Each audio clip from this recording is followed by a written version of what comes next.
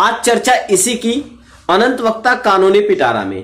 आप देख रहे हैं अनंत वक्ता टीवी। मैं हूं पंकज उपाध्याय। जीएसटी की व्यवस्थाओं को आसान भाषा में समझने की कोशिश करते हैं। सर्विस क्या है, गुड्स क्या है और टैक्स। अगर आप हमारे चैनल पर नए हैं तो चैनल को सब्सक्राइब करिए। अनंत वक्ता मीडिया को फेसबुक, ट्विटर, इंस्टाग्राम पर फॉलो करें। जीएसटी के तमाम पहलुओं पर चर्चा कर रही हैं आशा तनेजा। आशा तनेजा चार्टर्ड अकाउंटेंट हैं।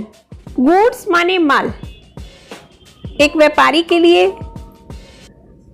जो जिन चीजों का व्यापार किया जाता है उसे गुड्स बोला जाएगा।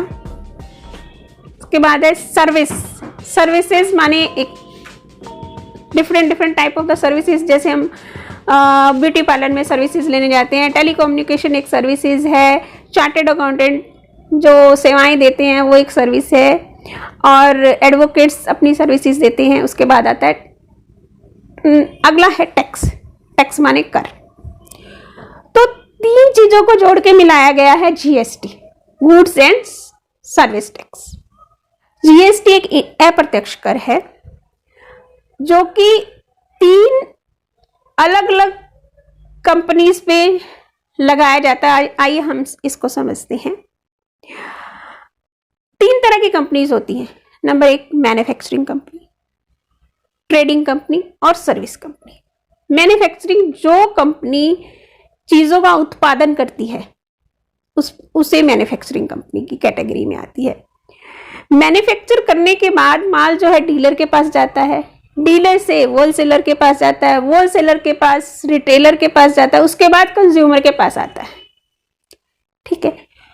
दूसरी तरह की कंपनी है ट्रेडिंग कंपनी।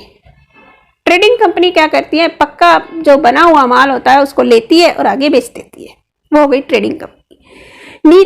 तीसरी आती है सर्विस कंपनी जो सर्विसेज प्रोवाइड करती हैं। जैसे टेलीकम्युनिकेशन है, ब्यूटी पार्लर है, एडवोकेट है, चार्टर्ड अकाउंटेंट्स हैं। ये सब सर्विस कंपनीज में आती हैं। इन तीनों पर अलग अलग तरह से जीएसटी से पहले अलग अलग तरह से टैक्स लगाया जाता था। मैन्युफैक्चरिंग कंपनी जो है वो एक्साइज ड्यूटी पेमेंट करती थी। ठीक है। उसके बाद ट्रेडिंग कंपनी जो है वो अगर हमें विद इन स्टेट माल बेचना है तो वैट लगाया जाता था। ठीक है। और अगर हमें आउट ऑफ स्टेट माल बेचना है तो हम सीएसटी चार्ज करते थे। ठीक है। और जो प्रोफेशनल्स हैं वो सर्विस टैक्स पेमेंट करते थे। अब इतने सारे टैक्स अलग अलग थे तो उन सबको एक साथ करने के लिए वन नेशन वन टैक्स के कारण जीएसटी लगाया गया। अभी भी जो जीएसटी है उसमें से कुछ सर्विसेज को अलग रखा गया है।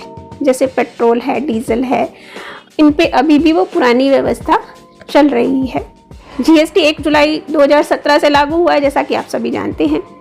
तब से वन नेशन वन टैक्स वाला जो फॉर्मूला है उस पर गवर्नमेंट चल रही है। रजिस्ट्रेशन कैसे कराया जाए, कौन कौन पर्सन हैं जो इसके अंदर रजिस्टर्ड होते हैं, क्या लिमिट है और किस तरह से रजिस्ट्रेशन कराना चाहिए और क्या क्या और प्रावधान है, इसके बारे में हम एक अगला वीडियो में हम इसकी चर्चा करेंगे।